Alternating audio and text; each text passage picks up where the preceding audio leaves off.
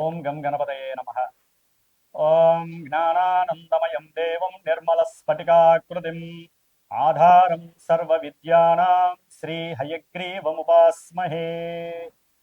హయగ్రీవ అనుగ్రహ సిద్ధిరస్తు. వీక్షించేటటువంటి ప్రేక్షకులందరికీ కూడా ఈ యొక్క ఏప్రిల్ 14వ తేదీ నుండి మే 14వ తేదీ వరకు కూడా సూర్యనారాయణుడు అనగా మన యొక్క అంతరిక్ష భాషలో రవి, సూర్యుడు అనేటటువంటి పర్యాయ పదాలు ఉంటాయి. కాబట్టి ఈ సూర్య భగవానుడు మీనరాశిలో నుంచి మేషరాశిలోకి తన యొక్క ప్రవేశాన్ని కావిస్తూ ఉచ్చస్థితాన్ని కలిగినటువంటి 10 డిగ్రీల వరకు కూడా ఈ సూర్య భగవానుడు ఉచ్చస్థితిని కలిగి ఉంటాడు.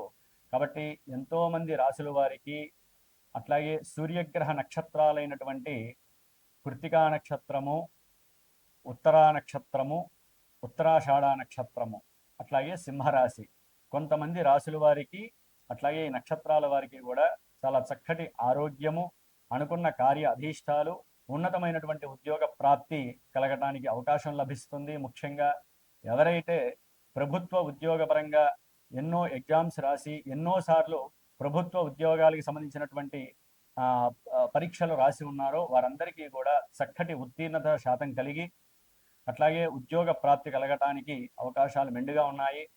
ముఖ్యంగా ఈ యొక్క నెలలో ఏప్రిల్ 14 నుంచి కూడా మే 14 వరకు గ్రహస్థితుల్ని కనుక పరిశీలించినట్లయితే ముఖ్యంగా మాసవారి మేష సంక్రమణం అంటే రవి ఒక రాశిలో నుంచి ఇంకొక రాశిలోకి ప్రవేశించినప్పుడు సంక్రమణం అంటారు. ఇది చాలా విశిష్టమైనటువంటిది. అటు పితృదేవతలకి చాలా పవిత్రమైనటువంటి రోజు ఈ సంక్రమణం. అట్లాగే ఈ యొక్క సూర్య భగవానుడు నెలకి కరెక్ట్గా 1 డిగ్రీ చొప్పున రోజుకి 30 డిగ్రీలు కూడా పరిభ్రమిస్తూ 30 రోజుల్లో ఆయన మారేటటువంటి నక్షత్రాలను బట్టి వారి జాతక చక్రంలో ఎవరైతే ఈ రాశులు చూసుకుంటున్నారో వారి యొక్క జాతక చక్రంలో నడిచేటటువంటి దశలు, అంతర్దశలు, విదశల్ని బట్టి వారి యొక్క జన్మలగ్నాన్ని బట్టి ఈ సూర్య భగవానుడు ఎక్కడ ఉంటాడో ఆ యొక్క ఫలితాలని మనకి ఇప్పుడు ప్రసాదిస్తూ ఉంటాడు. మంచి కావచ్చు, చెడు కావచ్చు. కాబట్టి చాలామందికి రాశి మాత్రమే మా యొక్క నక్షత్రము, మా యొక్క రాశిదండి ఎలా ఉంటుంది అని మాత్రమే కనుక్కుంటున్నారు. కానీ ఈవెంట్స్ వైజ్ కానివ్వండి, లేదా మీకు ఏదైనా ఇబ్బందులు కలుగుతున్నప్పుడు మీ జాతక పర్యవేక్షణని మీ మనసుకి నచ్చినటువంటి గురువు ద్వారా చక్కగా తెలుసుకొని ఎన్ని రోజులు, ఎన్ని నెలలు మేము జాగ్రత్తగా ఉండాలి, ఏ అంతర్దశల్లో మేము విద్యకు కానివ్వండి, ఉన్నత విదేశాలకు కానివ్వండి, లేకపోతే వివాహపరమైనటువంటి చర్యలు చేపట్టడానికి, ముఖ్యంగా ఎవరైనా సరే ఆరోగ్యపరంగా బాలేనప్పుడు ఆరోగ్యానికి ఏ ఫలితాలు అంటే ఏ ఫలితాన్ని ఇచ్చేటటువంటి దేవతలను ఆరాధించాలి, అట్లాగే సంతానము కలగకపోవడానికి కారణం ఏంటి, ఇవన్నీ కూడా జన్మజాతకంలో మాత్రమే తెలుస్తాయి. రాశిని బట్టి కొంతవరకు మాత్రమే మనకి జాతక విశ్లేషణ పరంగా ఇక్కడ ప్రస్ఫుటమవుతాయే తప్ప డైరెక్ట్గా చంద్రుడు అనేటటువంటి వాడు మానసిక చర్యల్ని మాత్రమే సూచిస్తాడు, సూర్యుడు మాత్రమే ఆత్మని సూచిస్తూ ఉంటాడు. కాబట్టి జన్మజాతకం ప్రధానం. ముఖ్యంగా ఈ యొక్క నెలలో గ్రహాల యొక్క గోచార స్థితులను కనుక మనం గమనించి ఉన్నట్లయితే కనుక సూర్య భగవానుడు మేషరాశిలో ఏప్రిల్ 14 నుంచి మే 14 వరకు ఉంటాడు. అట్లాగే మాసగ్రహాలైనటువంటి శుక్ర భగవానుడు ఈ యొక్క మేషరాశిలో దాదాపుగా ఏప్రిల్ 19వ తేదీ వరకు ఉండి ఏప్రిల్ 19 నుంచి మరలా వచ్చే సంక్రమణం వరకు కూడా వృషభ రాశి తన యొక్క సొంత రాశిలో ఉండి చాలా చాలా మేలు కలిగిస్తాడు కొన్ని రాశుల వారికి. అట్లాగే బుధ మహారాజు, మరి ఈ బుధుడు దాదాపుగా 11వ తేదీ ఏప్రిల్ 11 వరకు కూడా కుంభరాశిలో ఉంటూ మీనరాశిలో దాదాపుగా ఈ యొక్క ఏప్రిల్ 11వ తేదీ నుండి కూడా చివరి వరకు ఉండే అవకాశం ఉంటుంది. కాబట్టి ఈ యొక్క శుక్ర భగవానుడు, బుధుడు, అట్లాగే రవి, ముఖ్యమైనటువంటి గ్రహము కుజుడు.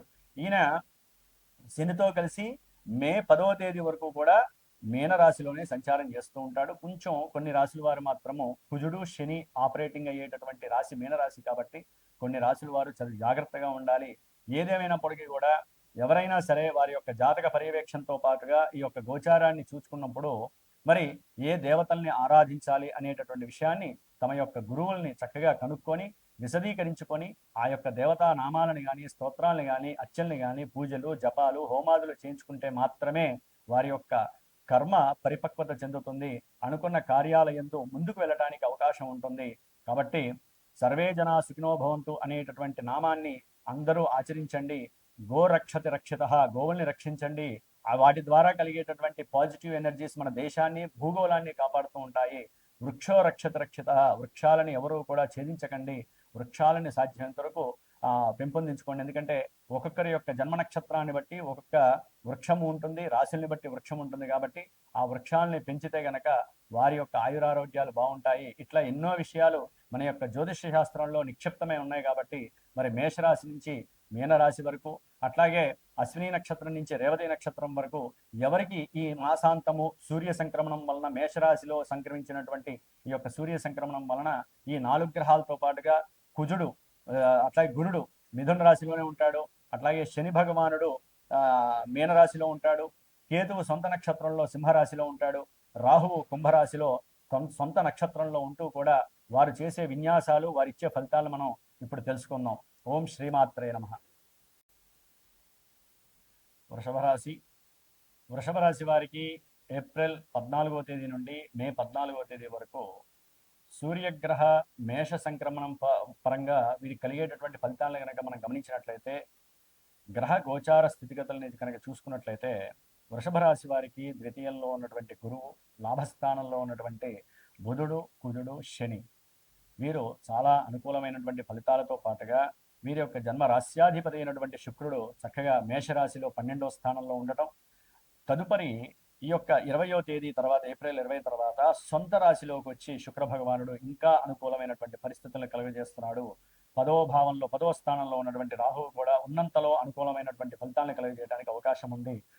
ఒక్క చతుర్థ స్థానంలో ఉన్నటువంటి కేతువు మాత్రం సొంత నక్షత్రంలో ఉండి వీరికి కొంత విద్యపరంగా, వాహనపరమైనటువంటి, గృహపరమైనటువంటి, మాతృపరమైనటువంటి కొన్ని ఇబ్బందుల్ని, సమస్యల్ని క్రియేట్ చేయడానికి కేతువు ప్రతికూలంగా ఉన్నాడు. కాబట్టి గ్రహస్థితులను కనుక గమనించినట్లయితే వృషభ రాశి వారికి కాస్త విద్యపరంగా ఈ సూర్య భగవానుడు అనుకూలమైనటువంటి, అంటే ఉన్నతమైనటువంటి విద్యలకి వేరే ప్రదేశానికి వెళ్ళి చదువుకోవాల్సినటువంటి అవసరం వచ్చే అవకాశం, అంటే హాస్టల్స్కి వెళ్ళటం కొంతమంది పిల్లల విద్యార్థులు, లేకపోతే ఉన్నటువంటి దేశంలోనే కొంచెం కొత్త ప్రదేశానికి వెళ్ళి చదువుకోవాల్సినటువంటి అవసరం రావటం, ఇలాంటివి కూడా జరగడానికి అవకాశం ఉంటుంది. తండ్రి గారి యొక్క ఆస్తి పూర్వార్జితం ఏదైనా ఉన్నట్లయితే దాని పరంగా కూడా కోర్టు కేసుల్లో ఏదైనా ఉంటే అవి కొంత సఫలీకృతం కలిగి సూర్యుడికి ఉన్నటువంటి బలంతో వీరికి కొంత అనుకూలమైనటువంటి గృహ ఉపకరణాలు కానివ్వండి, లేకపోతే వాహనపరమైనటువంటి విషయాల్లో ఆనందం కలగటానికి అనుకూలమైన పరిస్థితులు సూర్యుడు ఇస్తున్నాడు. అయితే ఏంటంటే కొంత ప్రయాణాల పరంగా, విద్యపరంగా విద్యార్థులు చాలా జాగ్రత్తగా ఉండాలి. సూర్యుడు 12వ స్థానంలో ఉండటం వలన కొంత అనారోగ్యపరమైనటువంటి సమస్యలు, తలకాయ తిరగటము, లేకపోతే సెన్సెక్స్ ఏదైనా సరే సైనిక్స్కి సంబంధించినటువంటి పరిస్థితులు వీరికి గోచరించటము, ఉదర సంబంధిత వ్యాధుల పరంగా ఏదైనా హాస్పిటలైజేషన్ కావటము, ఈ విధంగా వీరికి ప్రయాణాలు అధికం అయ్యేటటువంటి అవకాశం ఉంటుంది. ఏదైనా కొత్త ప్రదేశాన్ని చూడాలి అనేటటువంటి కోరిక అధికమవుతుంది. ఇక్కడ కొంచెం కంట్రోల్ ఉండాలి. ఒకవేళ తప్పనిసరి వెళ్ళాలి అనుకుంటే సూర్యుడికి సంబంధించిన నమస్కారాలు ఆ రోజు ఉదయాన్నే వాళ్ళు సూర్యోదయ సమయంలో తప్పకుండా 12 సూర్య నమస్కారాలు చేసి, మరి ఆదిత్య హృదయాన్ని ఒక్కసారి చదివి ఆ యొక్క నీళ్ళని చక్కగా నెత్తి మీద జల్లుకొని, లేకపోతే స్నానం చేసి అప్పుడు చక్కగా ఆ యొక్క ప్రయాణాన్ని ఆచరించడం చాలా ఉత్తమము.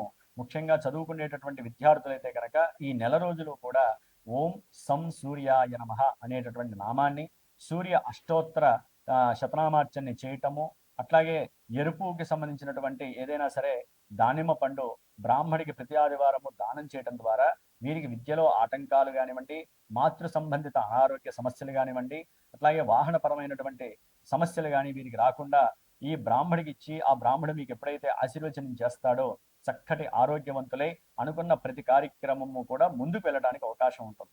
అట్లాగే వృషభ రాశి వారికి లాభంలో ఉండేటటువంటి బుధ, కుజ, శని యొక్క ప్రభావం ఎటువంటిదంటే, మీకు తండ్రి పరమైనటువంటి ఆస్తులు కలిసి రావడం కానీ, లేకపోతే వ్యాపారంలో మీరు పెట్టినటువంటి పెట్టుబడులకి ఉన్నతమైనటువంటి ఆర్థిక స్థితి రావడము, భాగస్వాముల మధ్య చక్కటి అనుకూలమైనటువంటి పరిస్థితులు కలగడము, వారికి వ్యాపారంలో కలిగేటటువంటి లాభాలని ఆస్వాదిస్తూ చక్కగా ఏదైనా సరే కుటుంబ సమేతంగా అందరూ కూడా పిక్నిక్ లాంటి దగ్గరికి వెళ్ళేటటువంటి అవకాశము, దూర ప్రాంతాలకు వెళ్ళి చాలా ఆనందకరమైనటువంటి యోగాన్ని అనుభవించేటటువంటి పరిస్థితులు కనిపిస్తున్నాయి.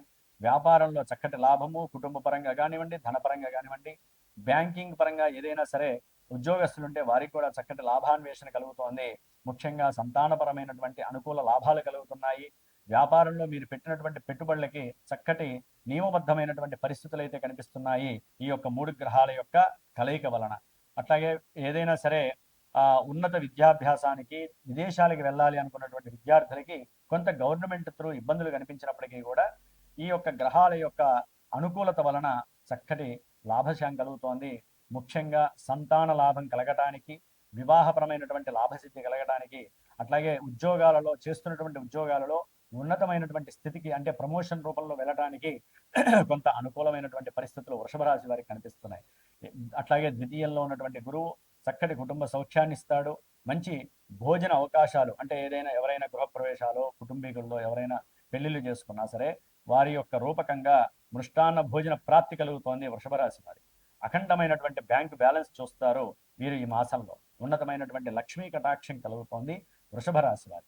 వీరు ఏది మాట్లాడినా సరే అవతల వాడు శత్రువైనా సరే వీరికి లొంగి ఉండాల్సిందే అనేటువంటి పరిస్థితి కనిపిస్తోంది. శత్రు రోగ రుణ విముక్తి కలిగేటటువంటి పరిస్థితులు ఎక్కువగా కనిపిస్తున్నాయి. అయితే వ్యాపారంలో పెట్టుబడులు పెట్టేటప్పుడు కొంచెం జాగ్రత్తలు తీసుకొని మరి ఇప్పుడు గోచారంలో అయితే కనుక వృషభ రాశి వారికి చాలా అత్యద్భుతంగా ఉంది. జన్మజాతకంలో మీకు నడిచేటటువంటి ఏదైనా సరే దశలు కానీ అంతర్దశలు కానీ మీ లగ్నం నుంచి వారు కనుక అపోజిషన్లో అంటే ప్రతికూలమైనటువంటి భావాల్లో ఉన్నట్లయితే కనుక అది మిమ్మల్ని చాలా ఇబ్బందికరమైనటువంటి పరిస్థితులకు కూడా నెట్టివేసే పరిస్థితి. అంటే గోచారంలో లాభాలు వస్తున్నాయి కదా అనుకుంటే కాదు, జన్మజాతకంలో మనకి కనుక అనుకూలం లేకపోతే గోచారంలో అది ఎక్కడ ఉన్నా ఏ లాభాన్ని కలగజేస్తున్నా పూర్తిగా అవి 100% మనకి సక్సెస్నివ్వవు. కాబట్టి ఎవరైనా సరే విద్యాపరంగా కావచ్చు, లేకపోతే ఏదైనా విదేశీయానాలకి వెళ్ళాలి, ఉద్యోగరీత్యా అక్కడికి వెళ్ళాలి, ఉద్యోగం రావట్లేదు, అట్లాగే వివాహంలో మాకు ఎన్నో ఆటంకాలు కలుగుతున్నాయండి, అనుకున్న సంబంధాలు మాకు కుదరట్లేదు, లేకపోతే ఇంట్లో పిల్లలు సరైనటువంటి ధ్యాసపూర్వకంగా చదువు ఎందు నిమగ్నత లేకపోకుండా ఎన్నో మనకి జన్మజాతక రీత్యా పరిహారాలు, దోషాలకి పరిహారాలు మరి గురువుల దగ్గర నిక్షిప్తమై ఉన్న నిధిలాగా. కాబట్టి మీ మనసుకి నచ్చినటువంటి సరైనటువంటి గురువుని మీరు ఎంచుకొని జన్మజాతక విశ్లేషణ చేయించుకొని ఎవరికి ఏ సమస్య వస్తుందో ఆ సమస్యకి తగ్గట్టుగా పరిష్కారం ఆచరించాలి.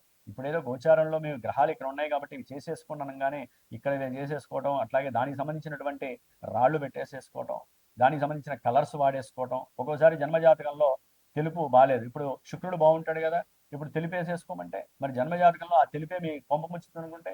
కాబట్టి ఏదైనా సరే జన్మజాతకాన్ని తెలుసుకోవటం, ఆ జాతకరీత్యా మనకి నచ్చేటటువంటి కలర్స్ ఏంటి, ఆ జాతకరీత్యా మనకు కలిగేటటువంటి రాళ్ళు ఏంటి, ఇవి చూసుకోవాలి. ముఖ్యంగా మీరు ఏ దైవాన్ని ఆరాధించాలనే విషయం జన్మజాతకమే తెలియజేస్తుంది.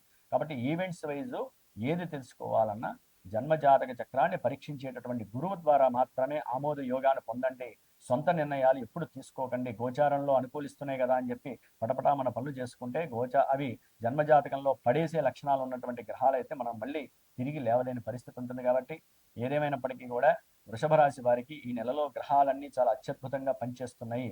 శుక్ర భగవానుడైతే గనక ఈ నెల రోజులు కూడా చాలా ఆనందాన్ని, ఆరోగ్యాన్ని, కుటుంబ సౌఖ్యాన్ని, మీరు చేసే ప్రతి ప్రయత్నంలో విజయ సాధనని కూడా అందజేస్తున్నాడు. కాబట్టి ఇప్పుడు మాత్రము విద్యార్థులు కానీ లేకపోతే గృహాన్ని కట్టుకునేటటువంటి వాళ్ళు కానీ భూమిని కట్టుకునే వాళ్ళు కానీ తప్పనిసరిగా కేతువుకి సంబంధించినటువంటి జపాన్ని ఆచరించండి, జపాన్ని చేయించుకోండి, గణపతి హోమాన్ని ఆచరించండి. ఆ తర్వాత మీ స్టెప్స్ వేయండి, చక్కటి విజయలాభం కలుగుతుంది. ఓం గం గణపతయే నమః.